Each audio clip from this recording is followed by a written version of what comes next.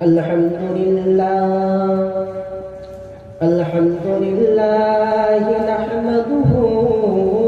व नस्तईनुहु व नस्तगफिरुहु व नु'मिनु बिही व नतवक्कलु अलैहि व नऊज़ु बिल्लाहि मिन शुरूरि अनफुसिना ومن سيئات أعمالنا من يهده الله فلا مضل له ومن يضلله فلا هادي له ونشهد أن سيدنا ومولانا محمدا عبده ورسوله فقد قال الله تعالى في القرآن المجيد والفرقان الحميد أعوذ بالله من الشيطان الرجيم بسم الله الرحمن الرحيم وما أرسلناك إلا رحمة للعالمين صدق الله العظيم قال رسول الله صلى الله عليه وسلم لا يؤمن أحدكم حتى أكون أحب إليه من والده ووالده والناس أجمعين إن الله وملائكته يصلون على النبي يا أيها الذين آمنوا صلوا عليه وسلموا تسليما اللهم صل على سيدنا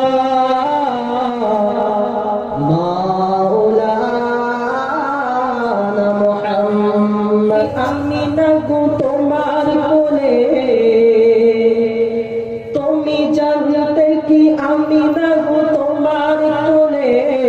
মোহাম্মদ আসবে চলে আহা কি নূর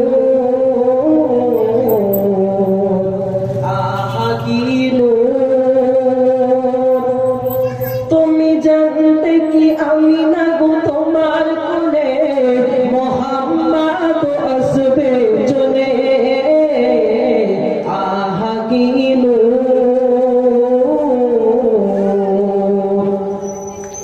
তুমি শুনেছো কি গায়ে সাল্লে আলা সকলে তুমি শুনেছো কি গায়ে সাল্লে আলা সকলে দরুদ বাজ সবার বলে মসজিদে নূর আহা কি নূর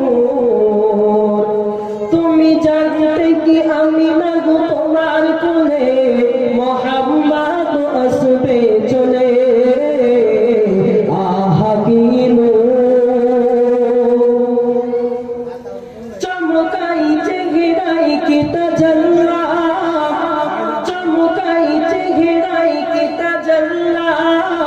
নূর দেখে হুর বলে মাশাআল্লাহ করিয়েছে ঝলমল করিয়েছে ঝলমল তার হাতে হামায়াল আর আর শাহাদাতের জাম কদমেতে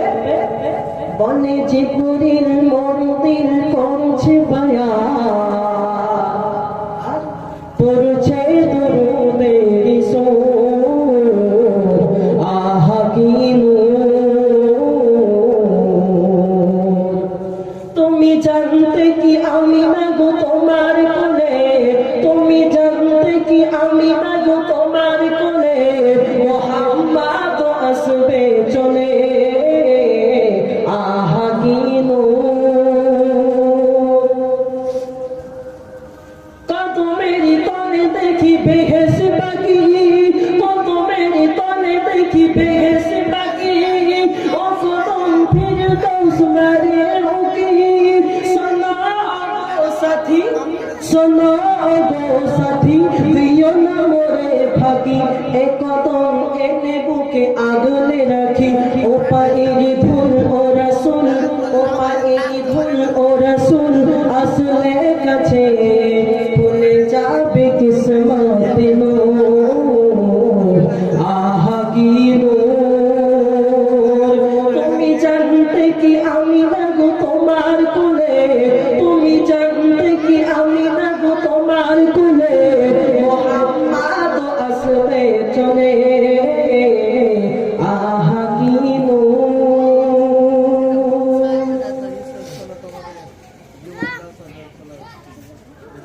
সমস্ত প্রশংসা সমস্ত গুণগান সমস্ত গুণকীর্তন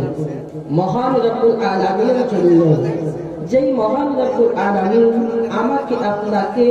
অতঃপর 18,000 মাখলুকাতকে সৃষ্টি করেছে সেই মহান রব্বুল আলামিনের দরবারে আমরা শুকরিয়া আদায় করি সকলে বলি আলহামদুলিল্লাহ তারপরে পরে জিনার স্থান জিনার মর্যাদা আকা ইমামদার হযরত মুহাম্মদ রাসূলুল্লাহ সাল্লাল্লাহু আলাইহি ওয়াসাল্লাম কে সৃষ্টি না করা হলে গাছপালা আসমান জমিন পাহাড় পর্বত এমনকি আমি আপনি কিছুই সৃষ্টি হতো না সেই রাসূলের দরবারে সহস্র কোটি দুরূদ সালাম অবতীর্ণ হোক সকলে বলেন আল্লাহুম্মা সাল্লি আলাইহি আল্লাহুম্মা বারিক আলাইহি ভাই সকল বন্ধুরা আমি আপনাদের সম্মুখে পবিত্র কুরআনুল কারীমের 6666 খানা আয়াতের মধ্যে থেকে একখানা আয়াত এবং হযরত মুহাম্মদ রাসূলুল্লাহ সাল্লাল্লাহু আলাইহি ওয়াসাল্লামের অগণিত হাদিসের মধ্যে থেকে একখানা হাদিসে কুদসি আপনাদের সম্মুখে পেশ করেছি মহান রব্বুল আলামিন আমাকে আমার ছোট্ট জ্ঞানে মহান রব্বুল আলামিন কুরআন এবং হাদিসের সুন্নাহ অনুযায়ী আমাকে বলার এবং আপনাদেরকে শ্রবণ করার জন্য তৌফিক দান করেন সকলে বলুন আল্লাহুম্মা আমিন আল্লাহ পাক রব্বুল আলামিন পবিত্র কুরআনুল কারীমের মধ্যে বলছেন সূরা আম্বিয়ার মধ্যে আল্লাহ তাআলা বলছেন ওয়া মা আরসালনাকা ইল্লা রাহমাতাল লিল আলামিন আল্লাহ পাক রব্বুল আলামিন সূরাতুল আম্বিয়ার মধ্যে বলছেন আমি আমার নবীকে আমি আমার দোস্ত মুজাম্মিলকে গোটা দুনিয়ার জন্য আমি আমার নবীকে রহমত স্বরূপ দুনিয়াকে পাঠিয়েছি আল্লাহ বলছেন আমি আমার নবীকে আমি আমার দোস্ত মুজাম্মিলকে দুনিয়ার জমিনে পাঠিয়েছি আমার নবীকে রহমত স্বরূপ আমি দুনিয়াকে পাঠিয়েছি আমার নবী দুনিয়াতে এসেছেন রহমত স্বরূপ আমার নবী শুধু মুসলমানদের জন্য আমার নবী রহমত নয় আমার নবী পৃথিবীতে যতগুলো ধর্ম রয়েছে আমার নবী পৃথিবীতে যতগুলো ধর্ম রয়েছে সবার জন্য আমার নবী হলো রহমাতুল লিল আলামিন নবী আমার ভাইয়েরা আমার আল্লাহ তাআলা পবিত্র কুরআনুল কারীমের মধ্যে বললেন আমি আমার নবীকে গোটা দুনিয়ার জন্য রহমত হিসেবে পাঠিয়েছি আমার নবী শুধু দুনিয়ার জন্য রহমাতুল লিল আলামিন নবী নয় আমার নবী শুধু দুনিয়ার জন্য রহমাতুল লিল আলামিন নয় দুনিয়ার বাইরে যতগুলো জিনিস রয়েছে দুনিয়ার বাইরে যতগুলো জিনিস রয়েছে আসমানের ভিতরে দুনিয়ার বাইরে যতগুলো জিনিস রয়েছে নক্ষত্র চাঁদ তারা বদসুক্ত শ্রমিক গ্রহ অনেক নক্ষত্র রয়েছে আমার বিশ্বনবী হযরতে মুহাম্মদ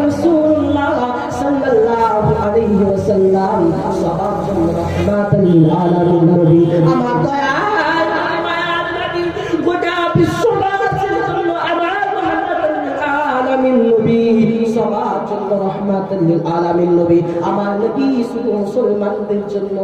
রহমত স্বরূপ আসে নাই, আমার নবী গোটা দুজাহানের জন্য রহমত স্বরূপ এসেছে। মায়ার নবী হযরত মুহাম্মদ রাসূলুল্লাহ সাল্লাল্লাহু আলাইহি ওয়াসাল্লামের ওসিলায় আজকে আমরা নামাজ পেয়েছি, কোরআন শরীফ পেয়েছি, জান্নাতে যাবার সন্ধান পেয়েছি, জাহান্নাম থেকে বাঁচার উপায় পেয়েছি। যেই নবীর ওসিলায় আজকে আমরা নামাজ পেয়েছি, কোরআন পেয়েছি, ইতিহাস পেয়েছি। সেই রাহমাতুল লিল আলামিন নবীকে কতটুকু মহব্বত করতে হবে, কতটুকু ভালোবাসতে হবে। হযরত মুহাম্মদ রাসূলুল্লাহ সাল্লাল্লাহু আলাইহি ওয়াসাল্লামের ওসিলায় আজকে আমরা সব কিছু পেয়েছি। সেই বিশ্ব নবী হযরত মুহাম্মদ রাসূলুল্লাহ সাল্লাল্লাহু আলাইহি ওয়াসাল্লামকে কতটুকু মহব্বত করতে হবে। এক হাদিসের দিকে লক্ষ্য করে দেখি, এক হাদিসের দিকে লক্ষ্য করে দেখি। বুখারী শরীফের 15 নম্বর হাদিস, হযরত আনাস রাদিয়াল্লাহু তাআলা আনহু থেকে বর্ণিত, হযরত আনাস রাদিয়াল্লাহু তাআলা আনহু থেকে বর্ণিত, হযরত মুহাম্মদ রাসূলুল্লাহ সাল্লাল্লাহু আলাইহি ওয়াসাল্লাম হাদিস শরীফের মধ্যে বলেছেন, লা ইউমিনু আহাদুকুম হাত্তা কুনা হাব্বা ইলাইহি মিন ওয়ালিদিহি ওয়া ওয়ালাদিহি ওয়ান নাস আজমাইন। হাদিস শরীফের মধ্যে হযরত মুহাম্মদ রাসূলুল্লাহ সাল্লাল্লাহু আলাইহি ওয়াসাল্লাম বলছেন, লা ইউমিনু আহাদুকুম হাত্তা কুনা হাব্বা ইলাইহি মিন ওয়ালিদিহি। হাদিস শরীফের মধ্যে হযরত মুহাম্মদ রাসূলুল্লাহ সাল্লাল্লাহু আলাইহি ওয়াসাল্লাম বলছেন, লা ইউমিনু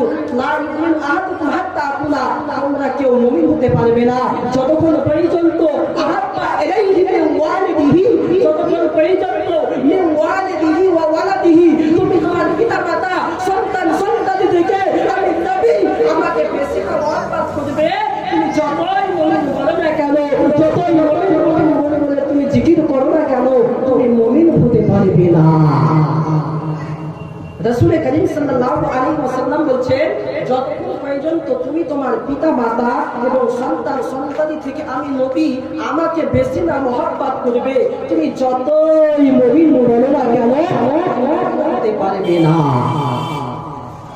এই হাদিসের দ্বারা আমরা বুঝতে পারলাম আমার নবীকে নিজের পিতা-মাতা সন্তান সন্ততি থেকে আমার বিশ্ব নবী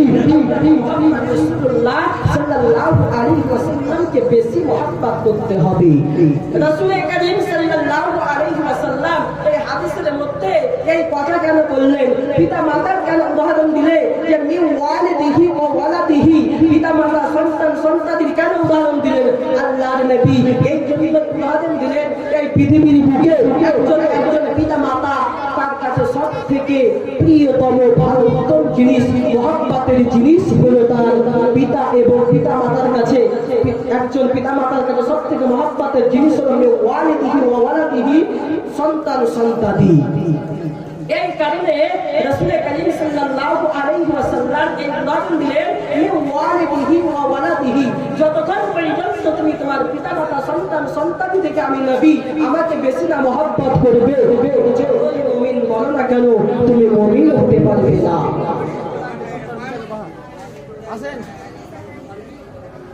আরেকটি হাদিসের মধ্যে হযরত মুহাম্মদ রাসূলুল্লাহ সাল্লাল্লাহু আলাইহি ওয়াসাল্লাম বলছেন, হযরত মুহাম্মদ রাসূলুল্লাহ সাল্লাল্লাহু আলাইহি ওয়াসাল্লাম বুখারী শরীফের 6632 নম্বর আয়াতের মধ্যে বলছেন, একদিন হযরত আব্দুল্লাহ ইবনে হিসাম রাদিয়াল্লাহু তাআলা আনহু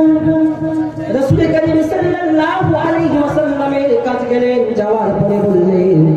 হযরত আব্দুল্লাহ ইবনে হিসাম রাদিয়াল্লাহু তাআলা আনহু এবং হযরত ওমর রাদিয়াল্লাহু তাআলা আনহু একসঙ্গে রয়েছেন। হঠাৎ করে আল্লাহর নবী জিজ্ঞেস করলেন, ও বাবা ওমর, বলো দুনিয়ার মধ্যে তুমি কাকে বেশি মহব্বত করো? দুনিয়ার মধ্যে তুমি তোমার পিতা-মাতা সন্তান সন্ততি থেকে তুমি কাকে বেশি মহব্বত করো? রাসূল করিম সাল্লাল্লাহু আলাইহি ওয়াসাল্লাম বললেন, আল্লাহর নবীকে বললেন, ইয়া রাসূলুল্লাহ, আমি দুনিয়াতে সব থেকে বেশি মহব্বত করি আমার নিজের প্রাণকে, আমি নিজের জানের থেকে আমি আমার জানকে বেশি মহব্বত করি। রাসূল করিম সাল্লাল্লাহু আলাইহি ওয়াসাল্লাম বললেন, যতক্ষণ পর্যন্ত তুমি তোমার জানের থেকে আমি নবী আমাকে বেশি মহব্বত করবে, তুমি যতই মুমিন বলো না কেন তুমি মুমিন হতে পারবে না।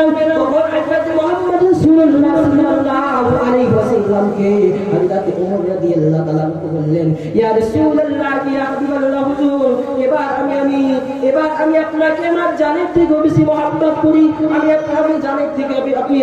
জানের থেকে আমি আপনাকে বেশি মহব্বত করি, বেশি ভালোবাসি।